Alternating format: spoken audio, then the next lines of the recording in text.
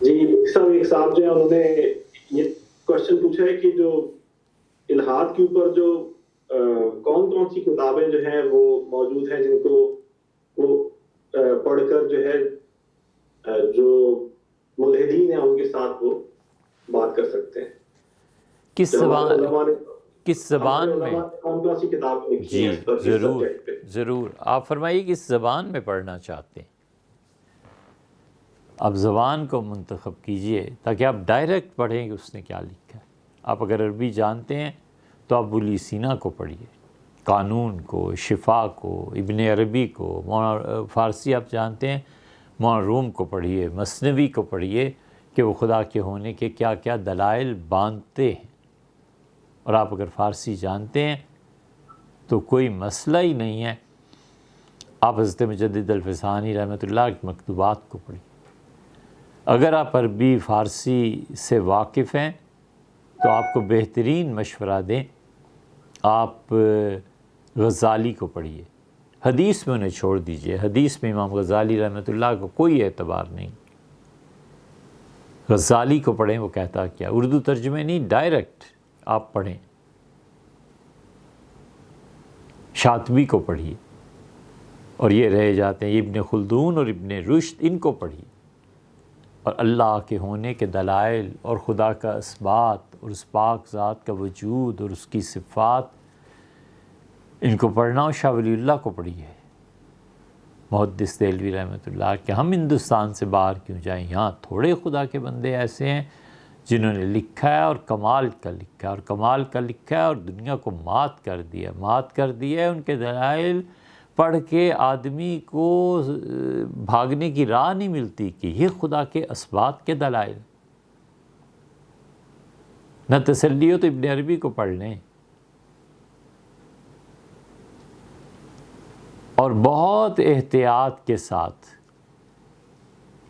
ایک اور پرخطر راستے کی ہم دعوت دیتے ہیں، وہ جسے کہتے ہیں نا کہ سارا جاتا دیکھیے تو آدھا دیجیے بانٹ.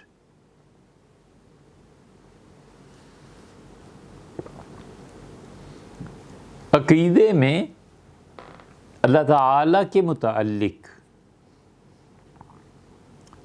شیعہ حضرات کا علم کلام پڑھیے.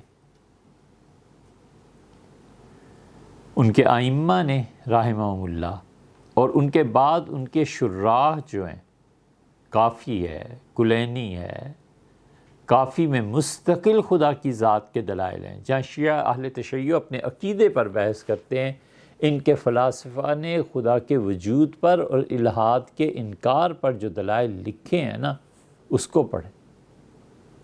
اور یہ تو رہ جاتے ابن تیمیہ رحمۃ اللہ کو پڑھیں، وہ اس فلسفے میں دھجیاں اڑائی ہیں انہوں نے کہ بھاگنے کو راہ نہیں ملتی. یہ پڑھیں، پھر آئیں، پھر کہیں خدا نہیں ہے.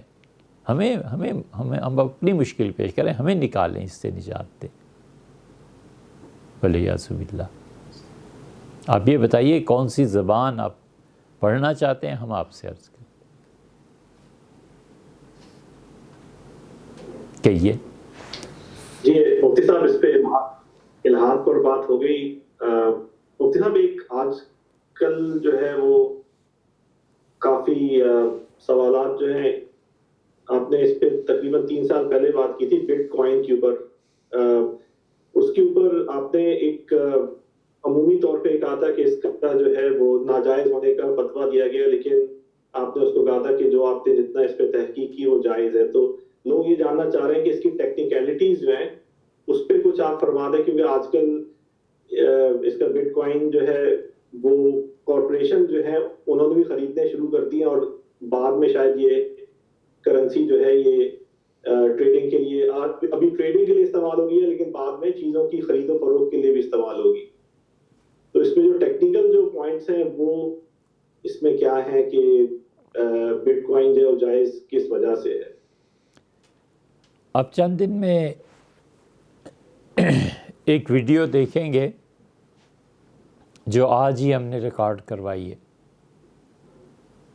اور وہ جو یہاں کی ایکٹیویٹیز ہیں وہ سارا دن اور سارا وقت گھیرے ہوئے ہیں. صبح آنکھ کھلنے سے پہلے اس کام کو سوچنا اور شروع کرنا پڑتا ہے، اور بستر تک سوچنا پڑتا ہے کہ کرنا کیا ہے اور کہاں سے کیا کام ہوگا۔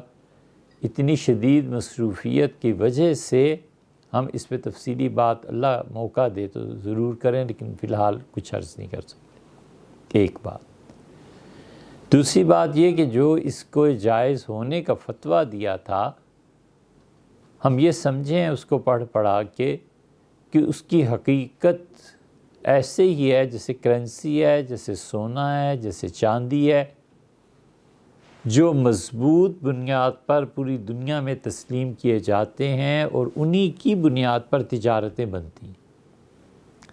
مثلا اب کسی ملک میں اس ملک کی کرنسی چھپنا شروع ہو جائے تو ظاہر ہے کہ اس کے پیچھے ضمانت کیا ہے؟ وہ ضمانت ہے ہی نہیں۔ تو وہ جو نوٹ کسی بھی ملک کا ہے وہ اس کی کاغذ کی کرنسی رہ جائے گی، حقیقت میں اس کے پیچھے کچھ نہیں ہوگا، اور ہم اسے تسلیم کرتے ہیں، اسی پہ پوری دنیا چلتی ہے، اسی میں زکوٰۃ دی جاتی ہے، اور اسی میں سارے شرعی ذمہ داریوں کو اور جو قانون ہے اس کو پورا کیا جاتا ہے۔ تو جب سونا اس مقام پہ ہے، چاندی اس مقام پہ ہے، تو یہ جو کرنسی کی تفصیلات انہوں نے لکھی ہیں، یہ اب کچھ مراحل کے بعد دنیا میں یہ آ جائے گا اسی صورت میں کہ جس طرح ان چیزوں کی سونے چاندی کی لین دین ہوتی ہے، یہ بھی اساس اصل قرار پائے گا۔ اس سے ہمارا خیال ہے کہ یہ جائز ہے۔ انشاءاللہ اس موضوع پہ کبھی بات کریں گے۔ جی مفتی صاحب، اس پہ ایک اور صاحب ہیں، انہوں نے یہ سوال پوچھا ہے کہ سوال نہیں ہے بلکہ ان کا ایک کامنٹ ہے کہ یہ آج کل کے، اور اس سے ایک چیز یہ بھی شاید ان کے شاید نہیں بلکہ ڈیفینیٹلی ان کے ذہن میں یہ ہے کہ یہ جو ویسٹ کی جتنے بھی فائنینشیل انسٹرومنٹس ہیں جس میں بٹ کوائن بھی آ گیا، یہ ہمارے جو مشرق کے جو علماء ہیں یہ وہ اس سے بہت دور ہے، وہ جانتے ہی نہیں ہے کہ ویسٹرن جو فائنینشیل سسٹم جو ہے وہ کیا ہوتا ہے۔ تو ایک تو ان کی طرف سے بے اعتمادی کا اظہار ہے کہ جو ہمارے مشرق کے علماء ہیں ان کو پتہ ہی نہیں ہے۔ تو یہ ایسا سوال ہے جو کہ مغرب میں جو رہتے ہیں حضرات، جو کہ اسکالرشپ انہوں نے کہیں نہ کہیں سے لی ہوئی ہے، وہ اس کے اوپر زیادہ بہتر بات کر سکتے ہیں۔ تو یہ سوال کامنٹ ان کا تھا، اس میں میری طرف سے سوال یہ کہ یہ بے اعتمادی جو ہے اس کا ایک وجہ جو ہے تو آپ نے تعلیم بتائی کہ وہاں پر مشرق میں اس طرح کا ہے سلسلہ جو ہے، لیکن دوسری طرف اگر دیکھا جائے تو یہاں پر جو اسکالرز ہیں وہ شاید ویسٹرن فائنینشیل انسٹرومنٹس کو زیادہ اچھا سمجھتے ہوں، لیکن ان کی اپنی جو تعلیم دین کے معاملے میں اتنی اسٹرانگ نہیں ہوتی، کیونکہ وہ جہاں سے بھی فارغ ہوتے ہیں۔ تو جیسے پچھلے ہفتے میں نے آپ سے سوال کیا تھا کہ جو شاذ اقوال پر بھی وہ بات کرتے ہیں اور اس کو یہاں پر امپلیمنٹیشن بھی ہوئی ہے ان کی شاذ اقوال کے اوپر، تو یہ بے اعتمادی جو ہے اس کو کس طرح سے کم کیا جا سکتا ہے؟ سچی بات یہ ہے کہ ہمیں بڑی حد تک ان سے اتفاق ہے۔ ہمارے ہاں کے علماء بہت کم ہیں جو ویسٹ کے ان ٹولز اور ان چیزوں کو سمجھتے ہیں۔ اس لیے آپ کبھی بات کر کے خود کسی سے دیکھ لیں کہ اس نے اسلامی معاشیات کو یا قانون کو یا جو ویسٹ میں ہو رہا ہے، تجارت کے جو نئے موڈ ان کے بن رہے ہیں، کتنا پڑھا ہے۔ ہمارے سے اکثر علماء اس سے ناواقف ہیں۔ رہ گئی ویسٹ کی بات، تو ویسٹ میں جن مسلمانوں نے معاشیات کا بہت گہرا مطالعہ کیا ہے، انہوں نے مشرق کے علماء کے اصل استدلال کو نہیں پڑھا۔ مثلا آپ وہاں کسی سے سمپل سی بات پوچھیں اور وہ بتائے گا کہ روپے کی قدر کم ہونے سے اور بڑھنے سے ملک کی اکانومی میں کیا فرق پڑتا ہے۔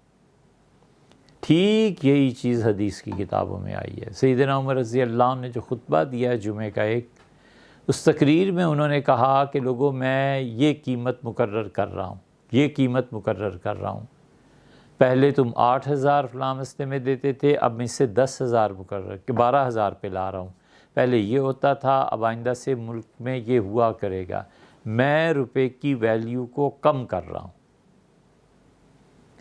اور انہوں نے فرمایا کہ حضور اقدس صلی اللہ علیہ وسلم کے زمانے میں یہ چیزیں سستی ملتی تھی۔ پھر سیدنا ابوبکر رضی اللہ عنہ کا دور 1.5 سال کا یا 2.5 سال کا جو بھی خلافت مبارکہ کا دور تھا، وہ اتنی افراتفری میں گزرا ہے کہ تاجروں نے منمانی کر کے چیزوں کو، اشیاء کی قیمت کو بڑھا دیا ہے، مہنگائی آ گئی ہے۔ میں اس مہنگائی پہ قابو پانے کے لیے ریٹ کو ادھر سے ادھر کر رہا ہوں، میں اپنے مملکت میں چلنے والے سکے کی قیمت گرا رہا ہوں۔ اس کا اثر جا کر کہاں پڑا؟ سیدنا عمر رضی اللہ عنہ کے زمانے میں بھی اس کا اثر ظاہر ہونا شروع ہو گیا تھا، کیونکہ رسول اللہ صلی اللہ علیہ وسلم نے ایک دن کہا تھا کہ میرے ساتھ چلو، میں تمہیں بتاؤں مدینہ منورہ کا بازار کیا ہے۔ تو حضور صلی اللہ علیہ وسلم کی جگہ گئے اور وہاں جا کر آپ نے پاؤں رکھا اور آپ نے فرمایا یہاں سے مدینہ کی مارکیٹ شروع ہوگی اور میری مسجد کی حد تک جائے گی۔ پھر دوسری سمت متعین کی، یہ جو جگہ تھی اس میں ایران کی کرنسی آتی تھی، اس میں روم کی کرنسی آتی تھی، ترکوں کی بھی، اسی میں عربوں کی اپنی کرنسی بھی ہوتی تھی، اسی میں مصر کی کرنسی آتی تھی، اسی میں عیسائیت جس کا مرکز اس وقت استنبول تھا یہ بھی آتی تھی۔ یہ 5-6 کرنسیز یہاں پہ پہنچ کے ایک دوسرے میں تبدیل کی جاتی تھی، اور یہ وہ جگہ تھی جس کو رسول اللہ صلی اللہ علیہ وسلم نے فرما دیا تھا کہ یہاں پر کسی کو پکی دکان بنانے کی اجازت نہیں ہے۔ سیدنا عمر رضی اللہ عنہ گئے، یہ بڑی طویل بات ہے، اس کے لیے گھنٹوں چاہیے بات سمجھنے کو، لیکن کیا کہیں۔ تو اس آدمی نے لوہے کی ایک بھٹی لگا لی تھی۔ اس مارکیٹ میں تجارت کے لیے رسول اللہ صلی اللہ علیہ وسلم ہی نے صحابہ رضی اللہ عنہ کو بھیجا تھا کہ یہاں بیٹھ کے تجارت کرو۔ عبد الرحمن ابن عوف رضی اللہ عنہ وہیں آ کے تجارت کرنے لگے تھے، سعد رضی اللہ عنہ اسی جگہ کو سنبھال لیا تھا۔ یہودیوں کے اخراج کا جب دور آیا ہے تو یہ ساری مارکیٹ میں چھائے ہوئے تھے یہودی، اور جب آپ نے بنو قریظہ کو نکلنے کا حکم دیا ہے تو صحابہ کرام رضی اللہ عنہ کا اللہ کے رسول نے تو ہمارا قرضہ دینا ہے، یہ آپ نکال رہے ہیں تو ہمارے قرضے، ہمارا پیسہ تو ادھر چلا جائے گا سارا یہودیوں کے پاس۔ حضور صلی اللہ علیہ وسلم نے فرمایا لے لو جتنا وہ دیتے ہیں اور باقی کو چھوڑ دو۔ اور جب وہ نکلے ہیں تو مدینہ منورہ کی مارکیٹ خالی ہو گئی، خود تشریف لائے، فرمایا ساتھ یہاں بیٹھو اور تیروں کی ایک گویا اس زمانے کی چھوٹی سی جو فیکٹری لگتی تھی، فرمایا یہ کام کرو۔ وہ تیر بنانے میں لگ گئے، کپڑے کے لیے منتخب فرما دیا، اور جتنی کرنسیز وہاں آتی تھیں ان کے تبادلے کو آپ نے جائز قرار دیا۔ اور اسی لیے سیدنا عمر رضی اللہ عنہ کے دور تک یہ چیز چلتی رہی ہے۔ اور وہ ایک مرتبہ تشریف لائے اور انہوں نے ایک لوہار کی بھٹی دیکھی، اور اس میں لوہے کو پگھلا کر مختلف چیزیں بنائی جاتی تھیں، اور اب اتنی خوبصورت، اتنی اچھی چیزیں بناتے تھے کہ تاجر وہاں آ کر خاص طور پہ یہ چیزیں خرید کے لے جاتے تھے۔ تو سیدنا عمر رضی اللہ عنہ خاموش رہے، کھڑے رہے، وہ پوری بھٹی تھی تو آپ نے آہستہ آہستہ پاؤں مارنا شروع کیا اس پہ ٹھوکر سے، یہاں تک کہ صحابہ رضی اللہ عنہ کہتے ہیں ہم کچھ نہیں بولے، دیکھتے رہے، اور امیر المومنین نے ساری بھٹی توڑ دی۔ وہ بھی دیکھتا رہا اس کی بھٹی تھی، اور پھر چلے، اور آپ نے تمہیں نہیں پتا حضور صلی اللہ علیہ وسلم فرمایا تھا کہ اس مارکیٹ میں کوئی بھی پکی دکان نہیں بنائی جائے گی، اس کے باوجود تمہاری یہ حرکت۔ اس مارکیٹ میں یہ جو کرنسیز کا آپس میں اختلاف ہوتا تھا اسے حل بھی کیا جاتا تھا۔ اب یہ چیزیں ہمارے بچے جو ویسٹ میں معیشت کو پڑھتے ہیں ان سورسز تک پہنچے نہیں، چنانچہ انہوں نے کہا کہ بکر رضی اللہ عنہ کے زمانے میں افراتفری ہو گئی تھی، اس وجہ سے ریٹس میں اسے کم۔ اسی میں پھر سیدنا علی رضی اللہ عنہ کا دور آیا، انہوں نے کہا لوگوں امیر المومنین نے جو چیزیں مقرر کی تھیں وہ عثمان رضی اللہ عنہ بھی چلاتے رہے اور معاشرہ خوبی سے چلتا رہا۔ اب ہمارے پاس خزانے میں اتنی چیزیں آ گئی ہیں کہ ہم اس کی قیمت کو لوٹانا چاہیں اور روپے کی قدر کو وہ رکھیں جو رسول اللہ صلی اللہ علیہ وسلم کے دور میں تھی، تو کوئی حرج نہیں ہے۔ امیر المومنین نے بھی ٹھیک کیا اور میں بھی ٹھیک کر رہا ہوں۔ میں چیزوں کی، اشیاء کی قیمت کو، دیت کا انہوں نے ذکر کیا کہ خون کے بدلے میں ایک دوسرے سے کیا لیا جائے، دیت کو، تجارت کو، زکوٰۃ کو، ان سب چیزوں میں فرمایا اس پہ لے جا رہا ہوں جہاں حضور صلی اللہ علیہ وسلم نے ہمیں چھوڑا تھا۔ اور نتیجہ یہ کہ روپے کی قدر میں ویلیوز کی زیادہ ہوئی، پھر اس تک چلا گیا یا کم ہوئی اس تک، یہ ساری چیزیں لکھی ہوئی ہیں۔ اب اس کو بچے کہاں پڑھیں گے، کہاں سورس، جس سورس میں یہ ہے نا سارا عربی میں، اس زبان تک ان کی رسائی نہیں۔ ہم سب جڑوں کو پانی نہیں دیتے، وہ خشک ہو رہی ہیں اور شاخوں کو پانی دے رہے ہیں۔ بھئی ایسے افراد پیدا کرنے چاہیے، ایسے افراد تیار کرنے چاہیے جو اکانومی میں بھی ماہر ہوں، اور اس کے ساتھ ساتھ اصل سورسز جو اسلام کے ہیں ان کو پتہ ہو کہ وہاں سے رہنمائی مل جائے گی اسلام کیسی معیشت چاہتا ہے۔ تو ان کی بات درست ہے جنہوں نے لکھا ہے، ہمارے ہاں لوگ نہیں سمجھتے۔ جب سچائی کے اعتراف میں ہے کہ آپ پورے ملک میں، پاکستان میں جتنے بھی اسلامک اکانومی پہ بات کرتے ہیں، یہ سارے بہت زور مار لیں آپ تو 30 40 50 افراد مل جائیں گے، باقی ہیں کہاں؟ باقی کہاں ہیں؟ اور بہت سے ایسے ہیں جنہوں نے صرف ازمہ تقی صاحب اللہ تعالیٰ سلامت رکھے حضرت کو، ان کو پڑھا ہے اور ان کا علم اتنا ہی ہے، اس سے پیچھے کہاں جائیں؟ بڑا چیلنج ہے اگر لوگ پڑھنے لگیں۔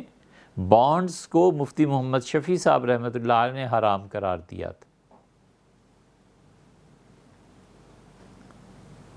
اور مولانا غلام رسول صاحب سعیدی جنہوں نے قرآن پاک کی تفسیر لکھی ہے، مسلم کی شرح لکھی ہے، اور ان کی ان چیزوں پہ مولانا مفتی رفیع عثمانی صاحب نے ان کی علمی خدمات کا اعتراف کیا ہے، اس کا مقدمہ یا اس کی تعریف لکھی ہے۔ اسی میں انہوں نے لکھا ہے کہ مفتی شفیع صاحب رحمۃ اللہ علیہ کا فتویٰ درست نہیں تھا، بانڈز جائز ہے، اور پھر اس کے دلائل دیے۔ آپ کیا سمجھتے ہیں کہ 2-4 سال میں اس کے کوئی اگینسٹ کوئی لکھے گا؟ 10 سال تو ہو گئے ان کے اس فتوے کو بھی، اور مفتی شفیع صاحب رحمۃ اللہ علیہ تو بہت فتوے کو کئی دہائیاں گزر گئیں۔ یہ مسائل کون حل کرے گا؟ نظام تعلیم آپ کے پاس نہیں ہے، بچے اس نہج پہ پڑھ نہیں سکتے، اساتذہ اتنی گہری علم رکھنے والے نہیں ہیں، جو مذہبی طبقات ہیں ان کے پاس اسباب اور وسائل نہیں ہیں۔ کتنے پیسے ہیں آپ کے پاس؟ یونیورسٹی بنائیے، اور آپ کے ذہن میں یہ ہونا چاہیے کہ اس محاذ پہ کام کرنا ہے۔ دنیا میں اکانومی بالکل ایسی ہے جیسے انسانی جسم میں خون ہے، اس کے پہ کیا بحث کرنی ہے، وقت ضائع ہوتا ہے۔ لیکن اتنے بڑے اکانومسٹ، اور ایک بات آپ سے عرض کریں، ہمیں یہ یقین ہے، پورا یقین ہے، جیسے اللہ کے ایک ہونے کا یقین ہے، اس کے مساوی یقین ہے کہ یہ دنیا، اس کی معیشت اس سود کے نظام کو نہیں سہار سکتی۔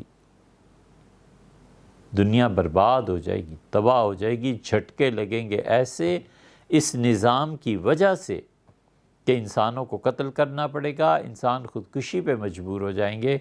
ایک جھٹکا لگا تھا نا کچھ سال پہلے، تو پوری دنیا ہل گئی تھی کہ نظام کیا ہے۔ اب بھی موقع ہے کہ ہم متبادل نظام فراہم کریں، اب بھی موقع ہے کہ ہم اپنی کوتاہیوں کا اعتراف کریں، جہالت کا اعتراف کریں۔ ہمیں جا کر کسی یہودی عیسائی سے ہی کیوں نہ ویسٹ میں جا کر پڑھنا پڑے، ہمیں پڑھنا چاہیے۔ تعلیم میں تو کچھ نہیں ہے نا، ہم کون سا ان سے کوئی عقیدہ لے رہے ہیں یا کچھ اور لے رہے ہیں، ہم تو ان سے اس فیلڈ میں جو مہارت ہے اس کو سیکھ کر، جان کر، اسی کا متبادل نظام تلاش کرنے کی کوشش کریں، یہ کام کرنے کے۔ فرمائیے۔ جی مفتی صاحب، اسی ایک ریلیٹڈ ایک سوال جو ہے وہ ایک صاحب نے بھیجا ہے تعلیم کے موضوع پہ کہ ان کو یہ پوچھتے ہیں کہ آپ کے ایک بیان میں انہوں نے یہ سنا کہ آج کل کا جو تعلیمی نظام جو ہے وہ زہر کی طرح ہے، تو ان کو کافی پریشانی یہ ہے کہ ہم اپنے بچوں کو پھر کن سکولز میں بھیج سکتے ہیں کہ وہ وہاں سے اچھی تعلیم حاصل کریں۔ نہیں ہے نسل در نسل جو تباہی آ رہی ہے نا، اور پچھلے 300 سال سے پٹائی ہو رہی ہے دنیا بھر میں، اس کی وجہ یہ ہے کہ ہمارے ہاں کوئی تعلیم کا نظام نہیں۔ اس بات کو بھول جانا چاہیے کہ ہم اپنی اولادوں کے لیے، ہم اپنے بچوں کے لیے کوئی اچھا نظام تعلیم، ہم خود نہیں پٹے، ہم خود نہیں اس میں تباہ ہوئے۔ آپ سوچیں نا، جس کی عمر اس وقت 60 سال ہو، 50 سال ہو، وہ پیچھے مڑ کے دیکھے کہ اسکول نے کیا تعلیم دی تھی، کالج نے کیا کر لیا تھا، کیا کمال ہو گیا تھا۔ سارا قصور ہمارا ہی تھا کہ ہم غبی اور کن ذہن تھے۔ اس نظام تعلیم میں بھی جان تھی کہ نہیں تھی؟ اس لیے بھیا 300 برس سے یہ چیز چل رہی ہے، 300 برس سے، شاہ ولی اللہ رحمۃ اللہ علیہ کے انتقال کے بعد اور اس سے پہلے جو مغلوں کا نظام تھا، جو انہوں نے اپنی تعلیم کے لیے مقرر کیے ہوئے تھے اصول، انہوں نے کہا جس گاؤں میں 30 بچے پڑھنے کے قابل ہو جائیں وہاں کلاس شروع کر دیں۔ یہ مستقل اصول تھا۔ شوالے میں شروع کریں، ہندوؤں کے یہاں شروع کریں، مسلمانوں کی مساجد میں شروع کریں، وہ کہتے تھے یہی تمہاری درسگاہ ہے، یہی مسجد ہے، یہی امام ہے، اسی نے تمہیں پڑھانا ہے، اور فارسی اگر پڑھنی ہے تو تم ہمارے پاس پڑھ لو، اور میتھمیٹکس کے لیے یہ مندر ہے اور براہمن پڑھا رہے ہیں، ان سے پڑھ کے آؤ۔ اب کمال کی بات کرتے ہیں، حد یہ تھی کہ ہندو براہمن مسلمانوں کی مسجدوں میں آ کے یہ درس نظامی پڑھاتے تھے۔ یہ تو بہت دیر میں ایک وکیل صاحب کو خیال آیا کہ یہ دو قومیں تو 1001 سال 1200 سال اکٹھی رہ گئی ہیں، یہ نہیں رہ سکتی، انہیں الگ کرو۔ تو اس لیے نظام تعلیم ہے نا، پیدا کیا کر رہا ہے؟ ہمیں بتائیں، اس نظام تعلیم نے کتنے ایسے بچے جنم دیے جو نوبل پرائز کے لیے کم سے کم نام ہی آ گیا۔ اس نظام تعلیم نے جو کچھ دیا ہے، وہ پارلیمنٹ میں دیکھیں نا کیا ہو رہا ہے، پیسے چل رہے ہیں کہ نہیں چل رہے؟ نوٹوں سے سیٹیں خریدی جا رہی ہیں کہ نہیں خریدی جا رہی؟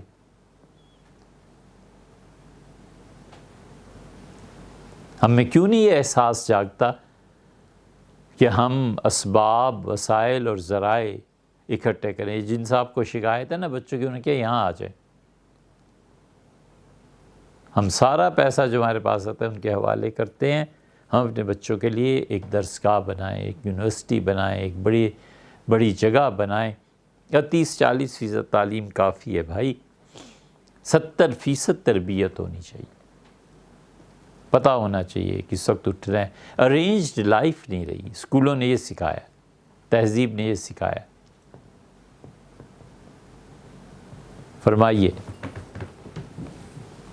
ہاں، بات کر رہے تھے ہم ذرا سا شاہ ولی اللہ محدث دہلوی رحمۃ اللہ علیہ نے نظام تعلیم پیش کیا تھا، کہاں گیا؟ مولانا حسین احمد صاحب مدنی رحمۃ اللہ علیہ، حضرت رحمۃ اللہ علیہ سلہٹ میں تھے، بنگال میں رمضان گزارا تھا۔ رمضان میں حضرت رحمۃ اللہ علیہ نے پورا ایک نصاب تعلیم مقرر کیا تھا کہ یہ ہمیں اپنے بچوں کو پڑھانا ہے۔ یہ ایسے ہی نہیں تھے۔ تقسیم جب ہوئی ہے تو جمعیت علماء ہند کا اجلاس ہوا، مولانا ابوالکلام آزاد تھے، پورے ہندوستان کی مشترکہ جلسہ کہ مسلمانوں کے نظام تعلیم کا کیا کرنا ہے۔ اور کہنے کی شاید ضرورت نہیں ہے، دیوبند اس وقت جوبن پہ تھا، اور دوسری طرف بریلی کے حضرات تھے، ان کی آپس کی روز کے اختلاف تھے کہ سنت ہے بدعت ہے، سنت ہے بدعت ہے۔ حضرت مدنی رحمۃ اللہ سے پوچھا گیا، جو شیخ الحدیث تھے اس وقت دارالعلوم دیوبند کے، کہ حضرت جلسے کی نظام تعلیم کے لیے صدارت کون کرے گا؟ تو حضرت نے فرمایا کہ اجمیر کے سجادہ نشین صاحب آئیں گے، وہ کریں گے، ان کو خط لکھو کہ حضرت آپ آئیں اور ہم آپ کی بات مانتے ہیں۔ اتنے کھلے ظرف کے لوگ تھے اور اتنی بلند نگاہ تھی کہ ہمارے بچے پڑھیں گے کیسے۔ چنانچہ پھر کمیٹی بنی، پھر اور چیزیں ہوئیں، پھر مولانا محمد میاں صاحب رحمۃ اللہ علیہ نے نصاب تعلیم کے لیے کتابیں لکھیں، بچوں کی تعلیم کے لیے، بچوں کے رسالے کے لیے۔ پھر مولانا اسماعیل میرٹھی، اب تو اس ہستی کو کون جانتا ہوگا، ان کی نظمیں شامل کی گئیں، اسے پڑھانا ہے ان چیزوں کو۔ اس لیے ضروری ہے کہ ہم اپنے بچوں، تمام بچوں کا ایک لیول تک کا نصاب یکساں رکھیں، سب نے یہ پڑھنا ہے۔ اس کے بعد اسپیشلائزیشن ہے، اسپیشلائزیشن پہ پہنچ گئی تو پھر بگاڑ پیدا ہوتا ہے کہ پڑھے تم ہمارے ہاں اور جا کر تم انجینئرنگ یونیورسٹی، اپنی انجینئرنگ یونیورسٹی بنائیں کہ بیٹے اس کے بعد آپ نے انجینئرز بننا ہے، اس میں چلے جاؤ، میڈیکل میں بننا ہے کہ ہمارا اپنا میڈیکل کالج ہے، اس میں چلے جاؤ۔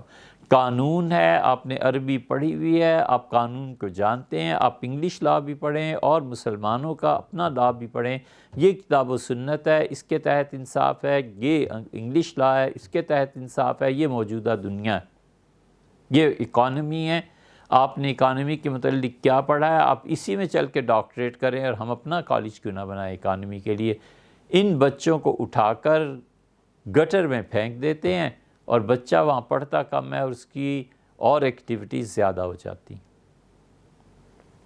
ہم نے ایسا صالح ماحول دیا ہی نہیں۔ آپ اسے کسی صالح ماحول میں رکھیں 21 سال تاکہ اسے زندگی کے حقائق پتہ ہوں، اللہ کی معرفت اس کو پتہ ہو، اللہ نے جو چیزیں ہر مسلمان کو 2 چیزیں تو کرنی ہے۔ اس بچے کو ٹرین کیا جائے کہ بیٹے دین بس اتنا کافی ہے کہ تمہیں پتہ ہو فرض کیا ہے، واجب کیا ہے، سنت موقدہ کیا ہے، بس کافی۔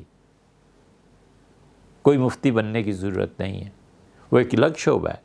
مفتی بننا ہے تو اس شعبے میں جاؤ، تم ڈاکٹر ہو۔ ایک یہ، اور ایک بچوں کو سکھایا جائے باقاعدہ تعلیم میں کہ اخلاقیات کیا ہوتے ہیں۔ حسد ہے، ظلم کے خلاف نفرت ان کی فطرت میں ڈالنی چاہیے کہ بیٹے ظلم دیکھ کے ہم چپ نہیں رہیں گے، ہمیں کچھ نہ کچھ اس ظلم کا مداوع کرنا ہے۔ ظالم یا ٹھیک ہو جائیں یا مٹ جائیں، تیسری کوئی چیز نہیں۔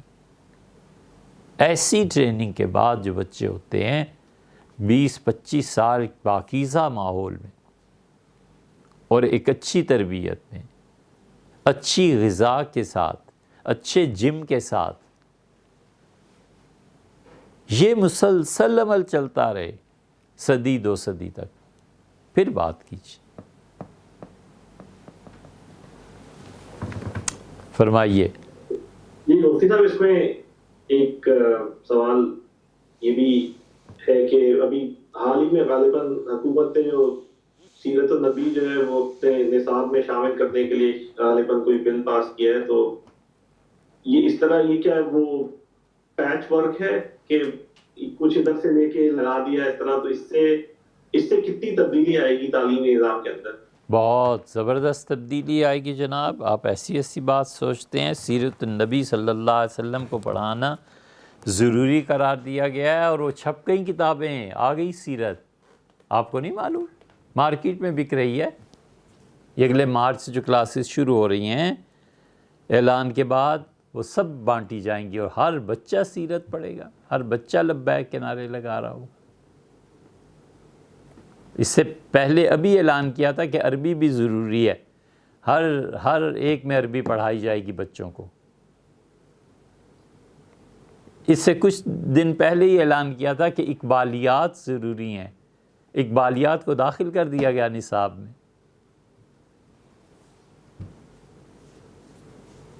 سمجھتے ہیں اس اشارے کو؟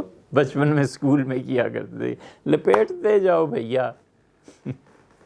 کون پڑھتا ہے سیرت اور کون پڑھاتا ہے؟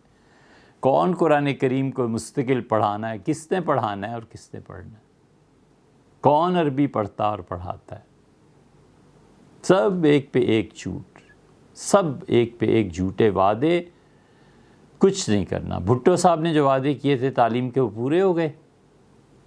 زرداری صاحب نے دانشمندی سے سندھ میں چائنیز زبان کے متعلق فرمایا تھا کہ ضروری پڑھائی جائے گی کیونکہ ہمارا آئندہ واسطہ پورا ہو گیا۔ آپ تعلیم کا بجٹ اپنا دیکھیں کتنا ہے، آپ کا باقی چیزوں میں بجٹ کتنا ہے، پینشن پہ بجٹ کتنا ہے، مختلف ادارے جو حکومت جنہیں پال رہی ہے یا وہ حکومت کو چلا رہے ہیں ان کا اپنا بجٹ کتنا ہے، تعلیم کا بجٹ کتنا ہے۔ یہ بھی اعلان فرمایا تھا کہ نصاب تعلیم یکساں کیا جائے گا، وہ ہو گیا، پورا ملک وہی پڑھ رہا ہے۔ آئے عشاق گئے وعدہ فردا لے کر۔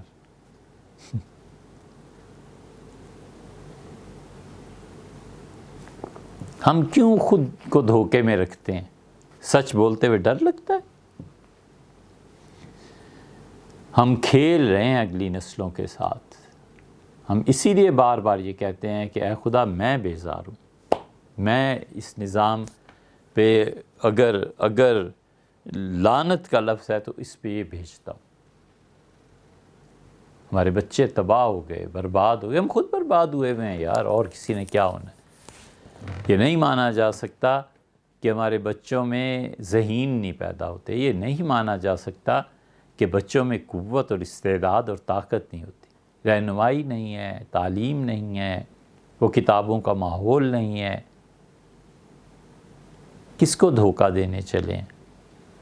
اور ہاں، یاد آیا، سب سے بڑا ادارہ جو تعلیم کے لیے قائم ہونا ہے اور جس کو اب مستری کل بلائے ہیں اور مزدوروں کی لائن لگی ہوئی ہے، ابھی اسلام آباد جائیں نا تو روڈز بند ہیں،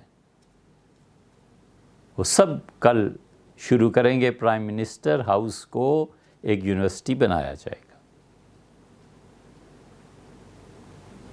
آیا آپ کے خیال میں؟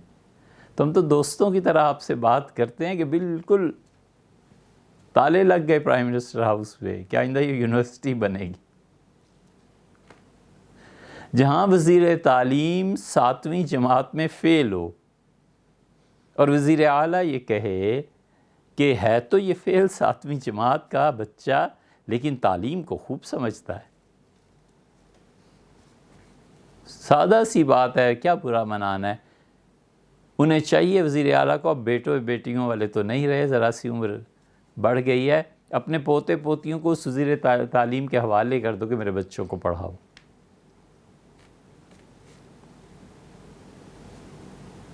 اس نظام تعلیم سے لادینیت کے کانٹے چبھتے ہیں، اس نظام تعلیم سے کچھ حاصل نہیں ہوتا سوائے اس کے کہ بدتمیزی آئے، اخلاق کی تباہی ہو، اور کہتے ہوئے بھی حیا آتی ہے کہ جن ذریعوں سے تسکین ملتی ہے، اور لفظ بولوں، مزے کی راہیں آسان کی جاتی ہیں، بس اتنا، مزے کرو۔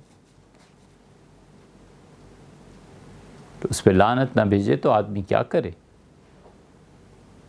یوں قتل سے بچوں کے وہ بدنام نہ ہوتا، افسوس کہ فرعون کو کالج کی نہ سوجی۔ یہ اکبر الہ آبادی نے کہا، اور اکبر الہ آبادی کوئی معمولی آدمی تھے۔ علامہ اقبال نے لکھا ہے اکبر الہ آبادی کو، ان کے مکتوبات میں پڑھ لیجئے گا کہ حضرت آپ کب الہ آباد میں ہوں گے، میں حاضر ہونا چاہتا ہوں بیعت کرنے کے لیے۔ اسی لیے علامہ اقبال اس نظام تعلیم کے خلاف تھے۔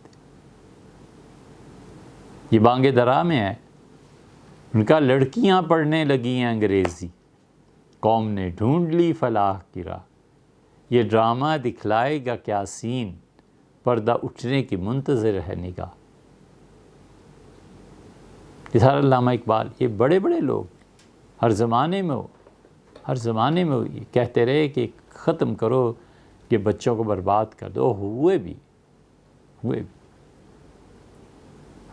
شاہ ولی اللہ صاحب رحمۃ اللہ علیہ کا انتقال ہوا ہے 1761 میں، 1861، 1961 اور 20، یہ 200-250 سال خانقاہوں کا نظام برباد ہو گیا، کچھ نہیں بنا، کوئی نہیں سنبھال سکا۔ اور ان 200-250 سال میں تعلیم کا نظام برباد ہو گیا، کوئی نہیں سنبھال سکا۔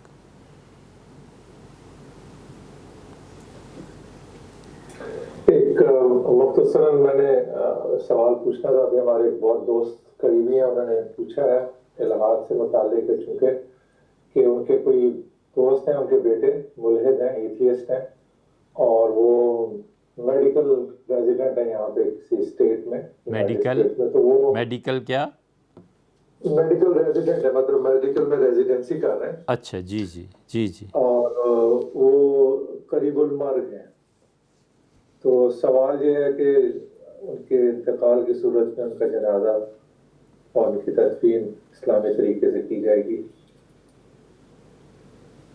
غنیمت جاننا چاہیے، اور ان کے سامنے اللہ کا نام، اللہ کی یاد ہونی چاہیے، اور ان کے کیا عقائد ہیں جب تک وہ پتہ نہ چلیں محض اس بات پہ نہیں کہا جا سکتا کہ وہ ملحد ہیں یا کافر، بالکل نہیں کہا جا سکتا جب تک عقیدہ نہ پتہ چلے۔ عقیدہ اگر نہیں اب تک یعنی ہمارے سامنے کم سے کم نہیں ہے نا، تو ہم کیسے کہہ سکتے ہیں؟ ہمیں ان کا جنازہ بھی پڑھنا ہے، اور ہمیں ان کے لیے تمام مسلمانوں ہی کی رسومات ادا کرنی ہے جب تک کہ وہ 100% اپنے عقیدے میں ایسی چیزیں نہ لے آئیں جو کفر پہ مبنی ہیں۔ اور صرف یہی کافی نہیں ہوتا، کفر پہ مبنی چیز ہو اور پھر اس سے تفتیش بھی کی جائے کہ بیٹے آپ اس سے مطلب کیا لیتے ہیں، اس کا مفہوم کیا ہے۔ صحیح۔ ہم سب کے لیے مفتی محمد شفیع صاحب رحمۃ اللہ علیہ کی ایک مثال بہت قابل تقلید ہے۔ مودودی صاحب کے متعلق جب پورے دیوبند کا مکتبہ فکر گمراہی کے اور یہ فتوے دے رہا تھا، تو مفتی شفیع صاحب رحمۃ اللہ سے اصرار کیا گیا کہ حضرت آپ بھی فتویٰ دیں۔ تو حضرت نے اپنی جوانی میں ایک فتویٰ دینا تھا، علامہ مشرقی خاکسار تحریک کے بانی جو تھے ان کی گمراہی کا۔ تو مفتی صاحب رحمۃ اللہ علیہ نے پورا، حضرت فرماتے تھے میں نے پورا لٹریچر خاکسار تحریک کا منگا کے پہلے پڑھا، پھر جو قابل اعتراض چیزیں تھیں ان پہ نشانات لگائے، پھر دیوبند سے دلی جا کے خاکساروں سے یا براہ راست علامہ مشرقی سے پوچھا کہ جو کچھ لکھا ہے آپ نے، آپ کی مراد یہی ہے؟ جب پتہ چلا کہ مراد یہی ہے تو تب گمراہی کا فتویٰ دیا۔ تو فرمایا مودودی صاحب لاہور میں ہیں، میں کراچی میں ہوں، اب میں نہ اتنے سفر کر سکتا ہوں، نہ اتنی ان کی کتابیں پڑھ سکتا ہوں، تو میں فتویٰ نہیں دے سکتا۔ اس لیے بھیا واللہ عالم، کیا ان کا عقیدہ ہو جس سے ان کے والد صاحب نے کفر یا گمراہی سمجھاؤ، یہ کوئی چھوٹی سی بات نہیں ہے۔ مفتی صاحب، ایک صاحب نے سوال کینیڈا سے بھیجا ہے کہ ان کے والد صاحب کو پچھلے کئی برسوں سے مسلسل ہفتے میں 1 یا 2 بار خواب میں جانوروں کا کچا گوشت مختلف صورتوں میں نظر آتا ہے، اس بارے میں وہ پریشان رہتے ہیں، تو اس کے کچھ معنی ہیں یا وہ اس پریشانی سے کیسے نکل سکتے ہیں؟ خواب کی تعبیر کے لیے کچھ ملاقات، کچھ مناسبت، کچھ دیکھنے والے کی نوعیت، یہ چیزیں سامنے ہونا تو پھر کچھ کہا جا سکتا ہے۔ لیکن اصولی طور پہ جب بھی وہ ایسا خواب دیکھیں جس سے انہیں گھبراہٹ ہوتی ہے، جس سے انہیں پریشانی ہوتی ہے، تو جب آنکھ کھل جائے تو لیفٹ سائڈ پہ 3 مرتبہ تھتکار دیں، یعنی تھوکے نہیں، تھتکارنا تو جانتے ہوں گے، یعنی ایسی ہوا جس میں تھوک کے ذرات ملے ہوئے، تو 3 مرتبہ تھتکاریں اور پھر اللہ سے دعا کر لیں کہ اللہ اس خواب کے شر سے مجھے محفوظ فرما اور اس میں جو خیر ہے وہ مجھے نصیب فرما۔ بس اس کے بعد بے فکر ہو کے سو جانا چاہیے، کوئی ڈرنے کی بات نہیں۔ حضور صلی اللہ علیہ وسلم نے فرمایا جب تم نے یہ کر لیا تو تم اس خواب کے شر سے محفوظ ہو جاؤ گے۔ حدیث میں اس قسم کی چیزیں آئی ہیں، ایگزیکٹلی الفاظ تو یہ نہیں ہیں، لیکن اس کا مفہوم یہی ہے کہ تم اس خواب کے شر سے محفوظ ہو جاؤ گے۔ تو جب انہوں نے، حضرت نے اجازت دی ہے تو اتنا ڈرنا کیا ہے پھر۔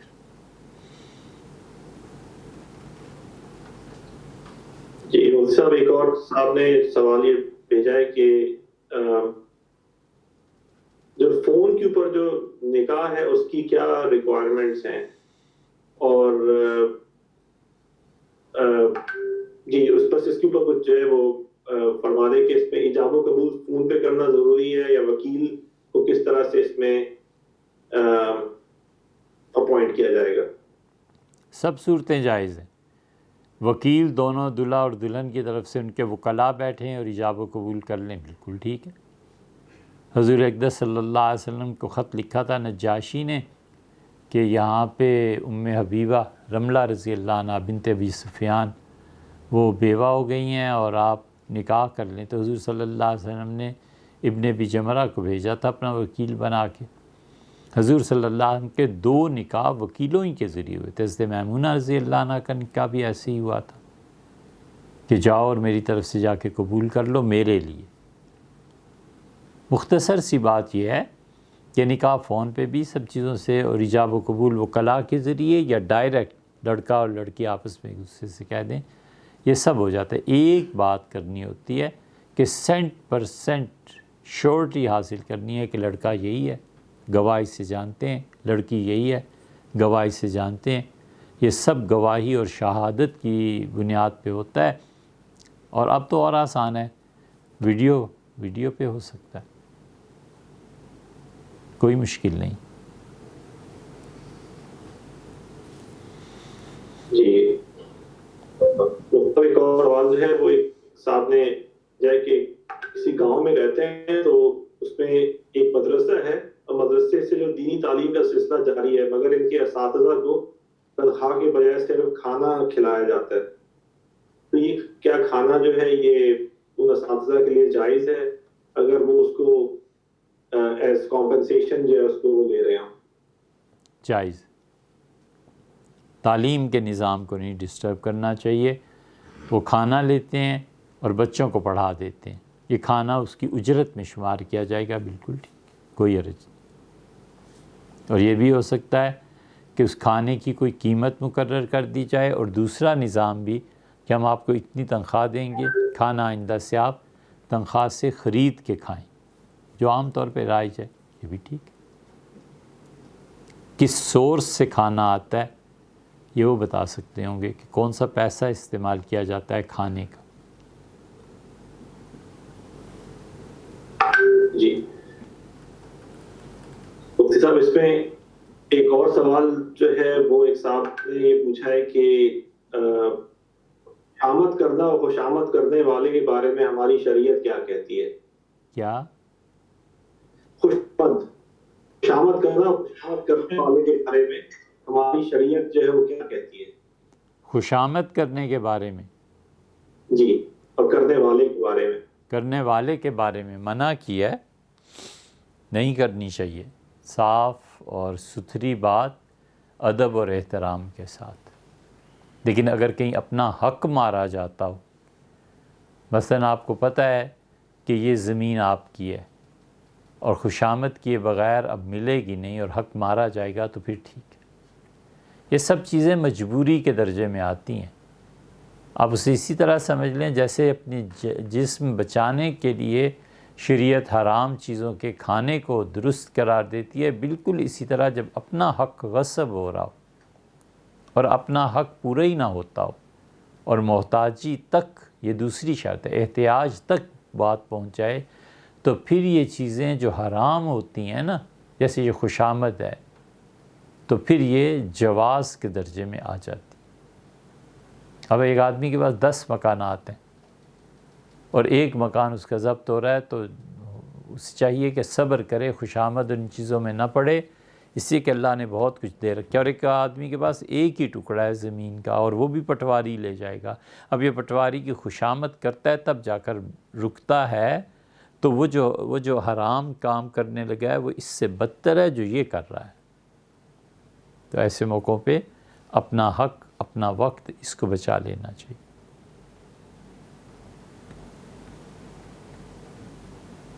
जी मुफ्ती साहब, इन्हीं साहब ने एक और सवाल ये पूछा है कि قانون ہے کہ اگر والدین اپنی بیٹیوں کو وراثت حق نہ دیں اور بیٹوں کو اس کا حقدار ٹھہرائیں تو کیا بیٹیاں اپنے حق کے لیے اگر بولنا چاہیں تو بول سکتی ہیں، ان کو خاموش رہنا چاہیے والدین کے ادب میں؟ نہیں، بالکل نہیں. اللہ کا ادب اس سے زیادہ ہے، اللہ کا حق اس سے زیادہ ہے. اللہ نے فرمایا ہے کہ للنساء نصیب، عورتوں کا حق بنتا ہے وراثت میں، وللرجال نصیب، دوسری کا فرمایا ہے کہ اور مردوں کا بھی حق بنتا ہے. حتیٰ کہ اللہ نے کہا کتابم مفروضہ، یہ جو وراثت ہے یہ ہم نے ضروری قرار دی ہے، فرض ہے تم پہ کہ اس کو لو، جبراً وارث بنایا. اس سے کیسے کوئی لڑکی انکار کر سکتی؟ اسے بولنا چاہیے، بات کرنی چاہیے، اپنا حق مانگنا چاہیے. کئی صورتیں ہیں، ادب اور احترام سے والدین سے بھی مانگا جا سکتا ہے. وہاں اگر نہیں بات ماننے سننے والا کوئی تو ان کے انتقال کا انتظار کیا جا سکتا ہے. پھر جب بھائیوں کے پاس چیزیں آ جائیں تو بھائیوں سے کہا جا سکتا ہے. یہ سب چیزیں ایسی ہیں، اس لیے کوئی صورت نہیں ہے کہ وہ دستبردار ہو جائیں، ظلم کو برداشت کر لیں. وہ کیوں بھئی؟ کہنی چاہیے، بات کرنی چاہیے، تاکہ قیامت میں اللہ کیا حجت قرار پائے کہ اے خدا میں نے یہ بات کہی تھی، بھائی نے نہیں مانی. اللہ جانتا ہے اس بھائی کا کیا کرنا. ماں باپ سے کہی تھی، نہیں مانی، اللہ جانتا ہے کہ اس کا کیا کرنا.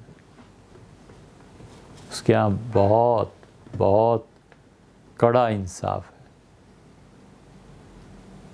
جس بچی کو اللہ نے اتنا تحفظ دیا ہو کہ وَإِذَا الْمَوْءُودَةُ سُئِلَتْ، جب زندہ گاڑی ہوئی سے پوچھا جائے گا بِأَيِّ ذَنبٍ قُتِلَتْ، یہ کس گناہ میں ماری گئی، اس نے کیا گناہ کیا تھا، اس کے یہاں وراثت چھٹ جائے گی.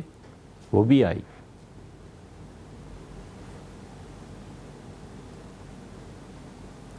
ارشاد. جی سب ایک اور سارا ہم نے آج کل کی غالباً یہ تربیت کی شاید اسی کا اثر ہے کہ وہ ان کا ایک اعتراض یہ ہے کہ جب سلام کیا جاتا ہے تو سلام کا جواب دینے کے بجائے اگلا آدمی جو ہے وہ بھی سلام کا جواب سلام سے ہی دیتے ہیں بجائے وعلیکم السلام کہنے کے. تو ان کا یہ کہ یہ کس مطلب یہ کہ وہ سنتے ہی نہیں ہے. تو یہ کیا تربیت کی کمی کا نتیجہ ہے یا پھر یہ ہے کہ سلام کا جواب جو لوگوں کو کہنا چاہیے کہ آپ میں نے سلام کیا، آپ کو جواب دینا چاہیے تھا؟ یہ ذمہ داری ہے ان کی جو ممبر پر بیٹھتے ہیں، جمعے کو تقریریں کرتے ہیں، کہ لوگوں کو تعلیم دیں، لوگوں کی تربیت کریں، لوگوں کو سکھائیں کہ سلام کا جواب واجب ہے، اگر نہیں دو گے تو گناہ گار ہوگے.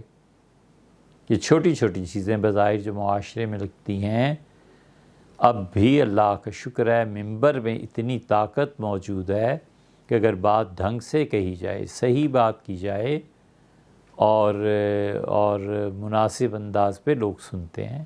اب تک، اب اس اگلی نسل میں کیا ہوگا واللہ عالم. یہ تربیت آپ نے صحیح فرمایا، تربیت میں کمی رہ جاتی ہے، اور جب مناسب طریقے پہ سمجھا دیا جائے تو بچے بہت سے خوشی سے مان جاتے ہیں.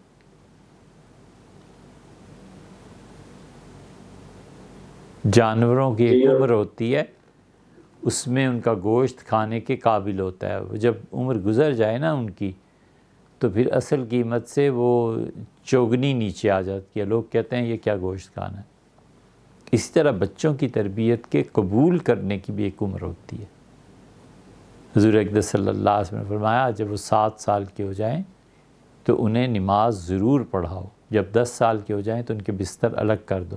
آخر 10 سال میں کوئی چیز تو ہوتی ہوگی جسے فرمایا کہ بستر ان کے الگ کر دو. بچے قبول کرتے ہیں، سنتے ہیں. ہر بچے کے اپنے اپنے مسائل ہوتے ہیں، ان کی تربیت ہونی چاہیے. جی مفتی صاحب ایک اور ساتھ انہوں نے انڈیا سے انہیں سوال بھیجا ہے کہ میں 12ویں جماعت کا طالب علم ہوں اور وہ یہ جاننا چاہتے ہیں کہ ایک طالب علم کی زندگی کیسی ہونی چاہیے، کیونکہ آج کل جو طالب علم ہیں ان کی زندگی میں بہت سارے چیلنجز ہیں آج کل کے پرفتن دور کے اندر. عقیدے سے متعلق یا پھر جو خاص طور پہ مخلوط نظام تعلیم کے اندر جو جن سے مخالف کا اثر، سگریٹ پینا، شیشہ پینا، تو اس میں ایک طالب علم جو ہے وہ اپنے آپ کو کس طرح جو ہے اس ماحول کے اندر جو ہے وہ اپنے آپ کو جو ہے بچا سکتے ہیں ان ساری خرافات سے جو ہے؟ بہت آسان ہے بھیا، اتنی کون سی مشکل بات ہے۔ اپنی صحبت صالح رکھنا۔ جو کوئی شخص جس میں خدا کا خوف ہو اور اللہ نے حکمت اس پہ واضح کر دی ہو، ان کی صحبت میں رہنا، ایک بات۔ دوسرے، جہاں بھی دشواریاں پیش آ جائیں، اللہ پہ بھروسہ اور لمبی دعا اللہ سے مانگنا، پہروں خدا سے مانگتے رہنا کہ یہ مشکل ہے، آپ اسے حل کر دیں، رہنمائی فرمائیں کہاں جاؤں۔ اور بہت سی چیزیں جن گناہوں کی بنیاد جذبات کا غلبہ ہوتا ہے، وہ اللہ کے ہاں قابل معافی ہوتی ہیں بنسبت ان گناہوں کے جو عادت پڑ جاتی ہے۔ اخلاقی گناہ سے بچیے، جھوٹ نہیں بولنا، حسد نہیں کرنا، لوگوں کو تکلیف نہیں دینی، زہد، دنیا کی محبت سے اپنے آپ کو باز رکھنا۔ نیڈ، ضرورت الگ چیز ہے، محبت الگ چیز ہے۔ ضرورت ہے کہ آپ سائیکل لیں، ضرورت ہے آپ بائک لیں، ضرورت ہے آپ گاڑی لیں، اور ایک ہے اتنی محبت اس چیز سے ہو جائے کہ اگر یہ چیز نہ رہی تو مر جاؤں گا۔ یہ جو اتنی مبالغے کی چیزیں ہیں نا، ان سے سوچ سمجھ کے اپنے آپ کو محفوظ رکھنا چاہیے کہ میری ضرورت ہے، ٹھیک ہے، اس سے زیادہ کیا ہے۔ یہ زہد ضروری ہے۔ جس شخص میں زہد آ جاتا ہے، اللہ اس کے لیے 2-3 کام کر دیتا ہے۔ ایک تو اللہ تعالیٰ اس کو مقبولیت دیتا ہے، دن بدن فالوورز، دوست اچھے یہ بڑھتے چلے جاتے ہیں۔ اور ایک یہ ہوتا ہے کہ اللہ تعالیٰ حکمت اس پہ کھول دیتا ہے۔ یہ بہت بڑا مقام۔ آپ پڑھتے ہیں، ضرور پڑھیے۔ طالب علم کو مسجد یا مندر یا گرجا اگرچہ کم رہ گئے ہیں اب، اور اپنی کتاب جو پڑھنا ہے، اس کے علاوہ کچھ پتہ نہیں ہونا چاہیے۔ دنیا میں کیا ہو رہا ہے، کیا نہیں ہو رہا ہے، پہلے پڑھ لیں، اس کو مکمل کریں، اس کے بعد دیکھیں گے کیا ہو رہا ہے۔ پھر وہی نظام تعلیم پہ آ جاتی ہے بات، اور پھر کیا کہیں، کب وہ سنتا ہے کہانی میری، اور پھر وہ بھی زبانی میری۔ 12 بج گئے صاحب، ہمارے نہیں۔ گلزار بھائی کا ایک سوال ہے، غالباً اس کو آخری سوال میرے نہیں، اور دوست ہیں عزیز، کون ہے؟ انہوں نے بھیجا ہے کہ عیسیٰ علیہ السلام کی تشریف آوری ہوگی دنیا میں، اور جب دوسری دفعہ آپ تشریف لائیں گے مسجد جو ہے دمشق کی جامع مسجد میں، جب ان کا نزول ہوگا تو امام صاحب جو ہے وہ جب نماز شروع کرنے والے ہوں گے، تو پوچھنے والے نے یہ پوچھا کہ وہ عیسیٰ علیہ السلام سے عرض کریں گے جی کہ آپ نماز پڑھائیں۔ تو سوال یہ ہے کہ عیسیٰ علیہ السلام کو علم کہ نماز اور فجر کی نماز اور نماز میں کیا چیز پڑھنی ہے، اس کے بارے میں اشکال ہے کہ وہ آپ کے علم میں کیسے ہوگا۔ سیدنا مسیح علیہ السلام کو جو بھیجیں گے نا، وہ خود سکھا کے بھیج دیں گے۔ کوئی اتنی پریشانی کی بات نہیں، کم سے کم ہم سے آپ سے نہیں پوچھیں گے۔ وہ جو آئیں گے انہیں خود ہی علم ہوگا۔ فکر کیا ہے یار، ہم نے مطلقاً عقیدہ رکھنا ہے کہ حضرت تشریف لائیں گے، بس اتنی بات۔ اب اس سے کیا بحث ہے کہ وہ پہلا کھانا جو کھائیں گے وہ کیا ہوگا، نہاری ہوگی کہ پائے ہوں گے کہ کباب بنائے جائیں گے، اس سے کیا بحث ہے۔ کہتے ہیں دلی میں بھائی رہتے تھے. یہ دلی والوں کے بھی عجیب عجیب مسئلے ہوتے ہیں نا. تو وہ چھٹن بھیا وہ بہت رو رہے تھے. آہستہ آہستہ محلے والے جمع ہونا شروع ہو گئے. تو پوچھا کہ کیا ہوا؟ انہوں نے کہا بھیا مر گئے، بھیا کا انتقال ہو گیا. تو لوگ بڑے پریشان ہو گئے. ان کا کیسے انتقال ہو گیا؟ ارے یار وہ آج صبح وہ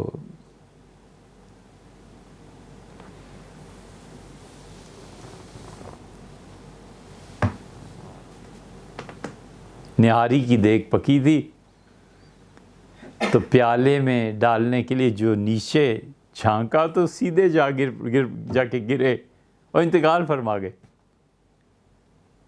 تو ایک نے کہا کہ پھر پورا انتقال ہو گیا یا واپس آئے بھی تھے؟ وہ کہا 2 مرتبہ آئے تھے. پہلی مرتبہ سر نکالا اور فرمایا مر تو گیا ہوں مگر ظالموں ادرک کہاں ہے؟ پھر ادرک ڈال دی گئی. پھر تھوڑی دیر کے بعد ابھرے اور فرمایا لیمو بھول گئے. تو اس لیے بہت سی باتیں ہوتی ہیں، اس کا فائدہ کیا؟